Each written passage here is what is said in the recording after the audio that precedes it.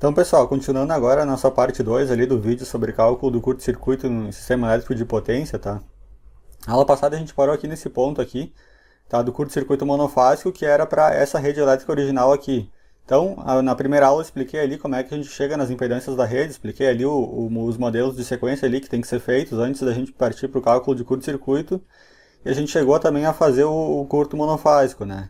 E como aqui o modelo de sequência não permitia a passagem de corrente, a gente chegou à conclusão que o curto-circuito monofásico era zero, né? Mas, caso tivesse possibilidade de passagem de corrente, a gente calcularia ela através dessa expressão aqui. Agora a gente vai continuar com o curto bifásico, depois a gente vai ver o bifásico terra e o trifásico, né, para esse mesmo exercício ali. Então, se tu não assistiu a aula 1, é importante que assista, né, que eu explico melhor ali o exercício.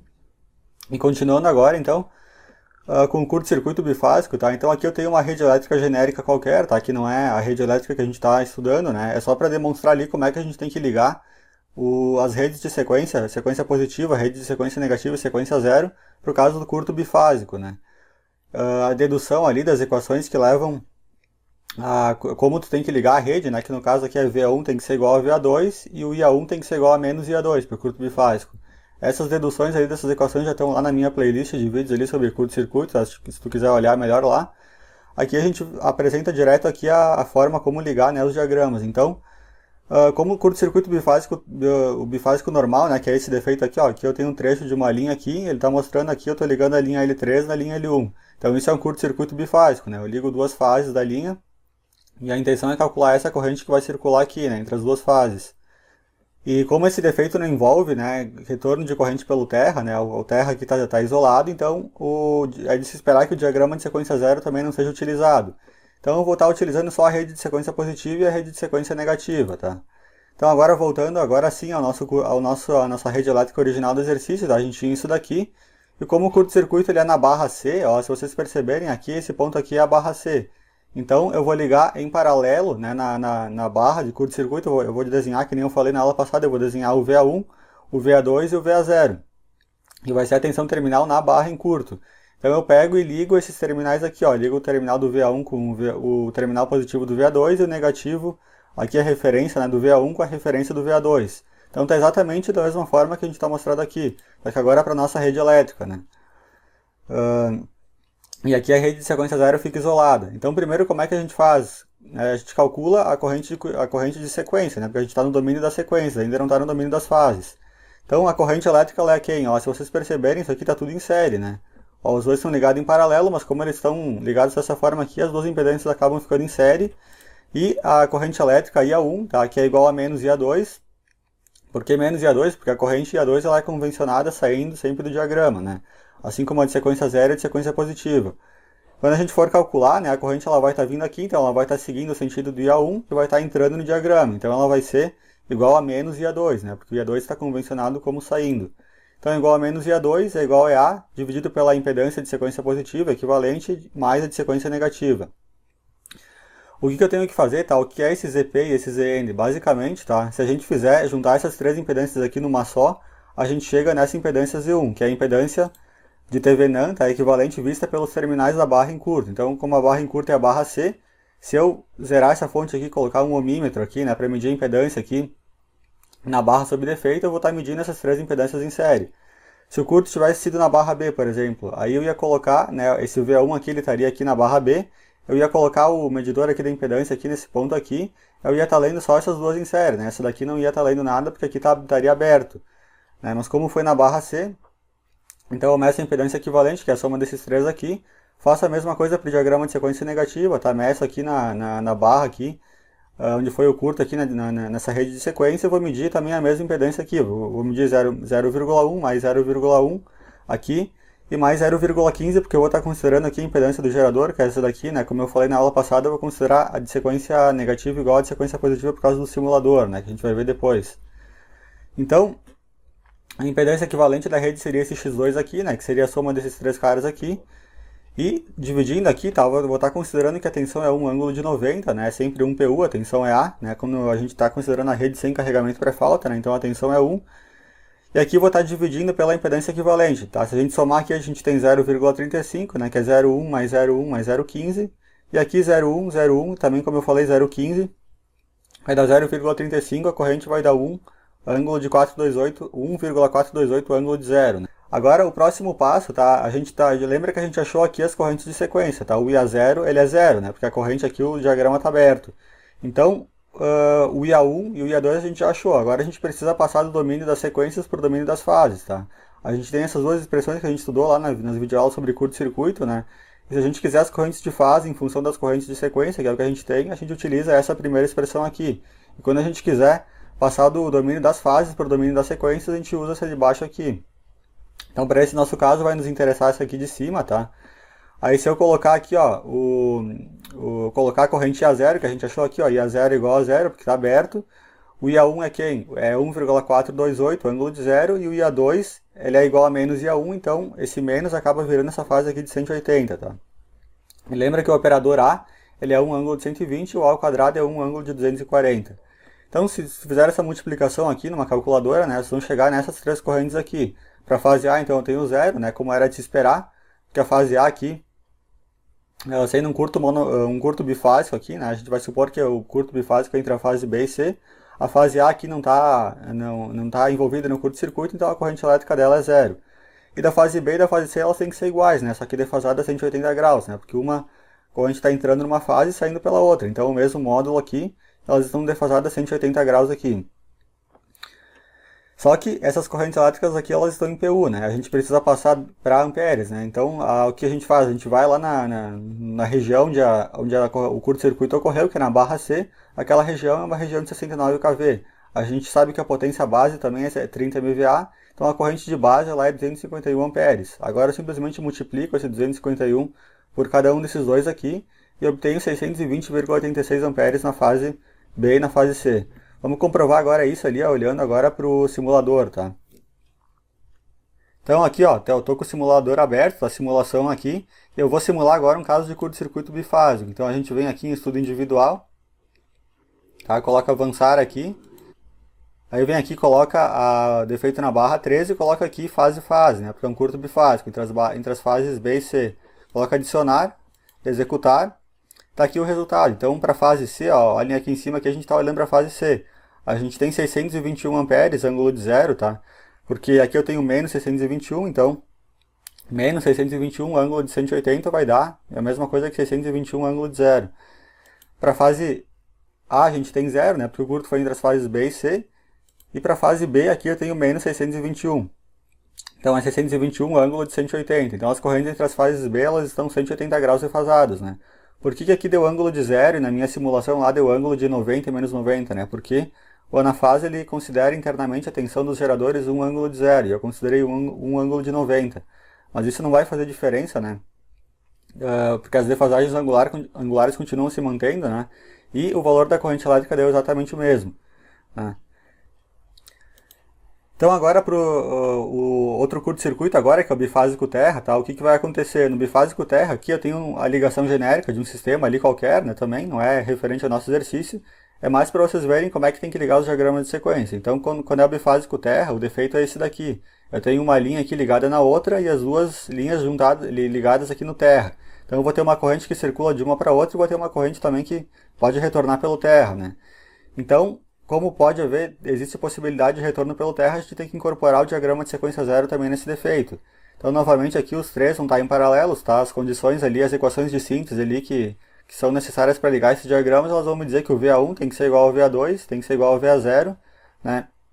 Em que a soma das três correntes aqui, IA1 mais IA2 mais IA0, tem que ser igual a 0, né? Que é a soma das correntes no nó aqui, a lei de Kirchhoff. Então, para o nosso sistema, como é que isso aqui vai ficar? Tá? Vou ligar os três em paralelo, tá? Eu sei que o desenho aqui não ajuda muito, né? Tá esquisito, mas é exatamente isso daqui, ó. Tô ligando o positivo aqui, com o positivo do de baixo, tá? E os três negativos aqui estão sendo unidos aqui, né? As três referências aqui do lado esquerdo. Então, os três estão em paralelo. Tá? E aí o que acontece? Ó, qual que é a impedância vista pela fonte? A fonte está aqui, ela vai ver o que? Ela vai ver esse cara aqui em paralelo com esse, tá? E o paralelo dos dois aqui vai estar em série com a fonte JX1. Aí eu vou ter a corrente de sequência positiva, IA1. Então o IA1 é o que? Ele vai ser o EA dividido pelo ZP mais o paralelo dos dois, né? De sequência negativa com de sequência zero. Só que o que acontece aqui nessa história, ó, como nesse caso o diagrama de sequência zero está aberto, eu não vou ter corrente elétrica para cá. Tá? Nesse caso aqui, por causa daquele transformador lá que não é, que tem um lado que é só Y, né? Não é aterrado. Então o que, que vai acabar acontecendo? Ó? Como eu não vou ter corrente elétrica vindo para cá, eu vou acabar tendo a mesma situação do curto bifásico. Eu vou ter esse cara aqui, né? Vou ter só esses dois aqui em paralelo, porque esse aqui vai estar aberto aqui, então não vou ter corrente de sequência zero. Vou ter esse em paralelo com esse. Né? Como não vem corrente para cá, eu vou acabar podendo somar essa impedância aqui com essa, né? Porque a corrente ela vai vir da cá, ela vem aqui, sai do diagrama de sequência positiva e entra aqui no de sequência negativa e faz o retorno por aqui. Tá? Esse cara aqui vai acabar sendo excluído. Mas isso por causa do transformador, né? Então o que, que vai acontecer? Ó, eu vou acabar tendo a mesma corrente elétrica de antes. Eu vou ter o ZP, né, que é essa impedância aqui de 0,35, em série com a outra, que é essa daqui, 0,35. Vou ter a mesma corrente elétrica e vou aplicar ali a expressão aqui para conversão das correntes de sequência nas correntes de fase, né, que nem a gente viu antes. Vou chegar nesse valor aqui, 2,473. Tá? Vou multiplicar novamente pelo 251, que é a corrente de base. Tá? Vou multiplicar esses caras aqui e vou chegar em 620. Tá? Percebam que é exatamente o mesmo resultado que a gente tinha anteriormente. Tá? Mas isso só aconteceu, repito, porque nesse caso aqui o diagrama de sequência zero estava aberto. O que a gente vai fazer agora? Ó, vamos supor que o transformador ele foi trocado de uma configuração Y, Y aterrado por uma que é Y aterrado dos dois lados. A gente vê aqui ó, o tipo de transformador, ó, Y aterrado dos dois lados, a ligação dele é fechada dos dois lados. Né? Antes, naquele que a gente tinha, ela era aberta aqui, né? Porque esse lado primário aqui não era aterrado, agora ela é completamente fechada.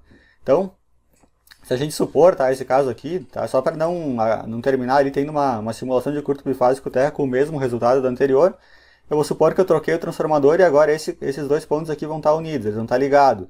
Então eu vou ter possibilidade de passagem de corrente elétrica aqui nos três diagramas, né? Aí eu vou ter que fazer o quê? Eu vou ter que fazer o paralelo desse daqui com esse daqui e depois somar em série com esse cara aqui. Então é isso que está sendo mostrado. Ó. O IA1 é quem? Ele é o EA, né? A tensão EA dividido pelo ZP, impedância de sequência positiva, mais o paralelo do ZN, sequência negativa com sequência zero. Então sequência zero, se a gente somar aqui, vai dar o que? 0,3 mais 0,1 mais 0,05 vai dar 0,45, né? E o de sequência negativa a gente já sabe que é 0,35. Então se eu fizer o paralelo dos dois aqui, vai me dar 0,19. E depois eu vou somar com 0,35, que já é a impedância de sequência positiva. Então, um ângulo de 90 dividido pelos dois aqui vai me dar 1,828 ângulo de zero. Tá? Essa é a corrente de sequência positiva, tá? É a corrente que sai aqui desse diagrama aqui. Tá? Se vocês olharem aqui, ó, vamos olhar nessa representação que é melhor, a gente calculou essa corrente aqui. A corrente 2, ela vai ser o quê? Ela vai ser um pedaço da corrente 1, que vai entrar aqui, e o outro pedaço vai ser a corrente 0. Tá? Só que como a corrente ela vai estar entrando, né, novamente eu vou ter que agregar o sinal de negativo aqui no I2 e vou ter que agregar o sinal de negativo no I0, né, porque a convenção diz que eles estão saindo, mas na realidade a corrente ela vai estar entrando nos dois aqui. Então fazendo um simples divisor de corrente, tá, vou calcular a primeira corrente de sequência negativa que entra no diagrama. Isso aqui é simplesmente um divisor de corrente, vocês chegam em 1,028. E ângulo de 180 justamente porque, né, como eu falei, ali a corrente ela vai estar entrando. Né, se tivesse no mesmo... nesse mesmo sentido aqui seria ângulo de zero, mas como ela está entrando aqui, eu vou ter que agregar essa fase aqui de 180. E o IA0, ele é quem? Ele é o restante da corrente elétrica, né? Se essa daqui entra no diagrama de sequência negativa, o de sequência zero é 1,828, que é a corrente total, menos essa daqui, vai me dar 0,8, também ângulo de 180. Bom, o que a gente faz agora? A gente usa as expressões para sair do domínio das sequências, para o domínio das fases. Então, simplesmente coloca aqui, ó, começa com IA0, tá? É importante não errar essa ordem aqui. O primeiro é IA0, depois IA1 e depois IA2. Também não pode errar na fase, né? A gente sabe aqui que o IA0 ele é ângulo de zero, aliás, o IA1 é ângulo de zero e o IA0 e o IA2 são ângulo de 180. Então, isso aqui também não pode errar, né? Senão vai dar errado aqui na conversão. Então, colocando isso daqui na HP, vocês chegam nesses valores aqui, que é 2,75. E se eu multiplicar pela corrente de base, que a gente já viu que é 251, né, eu saio desse valor aqui em PU para o valor em amperes. Então, 690,3 amperes. É um pouquinho maior ali do que a corrente elétrica que a gente tinha no curto bifásico, né, anteriormente. Então, vamos ver isso aqui na simulação agora. Então aqui, ó, estando na simulação, o que eu tenho que fazer? Primeiro eu vou trocar o tipo do transformador, vou botar um YY aterrado, tá? Não vou mexer nas impedâncias, nada, só troquei isso daqui. E agora a gente vai fazer a análise do curto-circuito bifásico terra. Análise individual. Defeito shunt em barra, né? Aí a gente vem aqui na barra 3, coloca fase terra entre as fases B e C, adicionar e executar. Então aqui, ó, para a fase B, a gente está na fase B, o resultado deu menos 690,3 ângulo de menos 25 amperes. Tá? Para a fase C eu tenho isso daqui, 690 ângulo de menos 154, e para a fase A, aqui eu tenho 0. Então comprovando novamente ali os cálculos que a gente fez. Tá? Agora eu vou mudar aqui, ó, vou voltar para a configuração Y aqui, vou dar um alterar. Tá, agora é a configuração original do sistema. Vou só simular de novo aqui para vocês verem que dava o mesmo resultado do curto bifásico, né, que nem a gente viu. Coloca fase terra aqui, entre as fases B e C, coloca adicionar e executar. Então para a fase A aqui eu estou com 0 de corrente elétrica, para a fase B 621 e para a fase C 621, que nem a gente tinha visto lá, né? Isso para o transformador aqui original do sistema. Agora por último a gente vai ver então um curto-circuito trifásico, né? Já fizemos o monofásico na aula passada, o bifásico e o bifásico terra, agora o trifásico, né? A gente chega então, né, equacionando ali, colocando as condições iniciais do problema, a gente chega à conclusão aqui que o curto trifásico ele tem que ser dessa forma aqui. A tensão VA1 tem que ser igual a 0, o VA2 tem que ser igual a 0 e o VA0 tem que ser igual a 0. Então já era de se esperar que a rede de sequência negativa e a de sequência zero não vão ser utilizadas, né, justamente porque o curto-circuito trifásico ele é um defeito equilibrado, né. Então ele não precisaria ser analisado do ponto de vista das componentes simétricas, né, porque eu só vou ter aqui resultados para a rede de sequência positiva. Então esse aqui é o defeito, tá? Eu ligo as três fases aqui da linha, né? Um curto trifásico franco aqui, né? Sem impedância. E aí a corrente elétrica ela vai ser o quê? Ela vai ser simplesmente a corrente de sequência positiva, né? Porque essas duas aqui vão ser zero, né? Não tenho nenhuma fonte aqui. E a corrente de sequência positiva ela é a tensão dividida pela impedância de sequência positiva, que é 0,35. Vai me dar 2,857. Tá? E agora eu posso converter dos diagramas de sequência para as correntes de fase, né? Eu coloco aqui, ó, o IA0 é 0. IA1 é isso daqui, o IA2 é 0. Tá? Fazendo as devidas multiplicações a gente chega nesses valores aqui. E multiplicando pela corrente de base, tá? Que é 251, a gente chega, né, multiplicando esses valores aqui, a gente chega em 717. Então percebam que é um defeito aqui, que ele é trifásico aqui e tem as correntes ali equilibradas. Então ângulo de 0, ângulo de 240 e ângulo de 120. Tá? Então 717 amperes. Vamos ver na simulação agora para finalizar. Então, voltando à simulação aqui, a gente vem em análise de novo, né, estudo individual. E agora a gente vai ver, então, para a barra 3 aqui o curto trifásico. Tá? Então, eu seleciono aqui trifásico, adicionar e executar. E aqui está o resultado, então, 717, ângulo de menos 150, tá? Para a fase C. Para a fase A, 717 também. E para a fase B, 717. Então, curto-circuito equilibrado, né, trifásico, as mesmas correntes elétricas ali, comprovando ali os cálculos que a gente fez. Bom pessoal, então nessa aula é isso, tá? Espero que tenham gostado aí dessas duas aulas ali, né? Deu pra ver bem ali como é que se liga os diagramas de sequência, como é que se calcula os casos de curto-circuito. Não esquece aí de deixar o joinha no vídeo, tá? Agradeço a quem assistiu até o final, até a próxima aula, obrigado, valeu!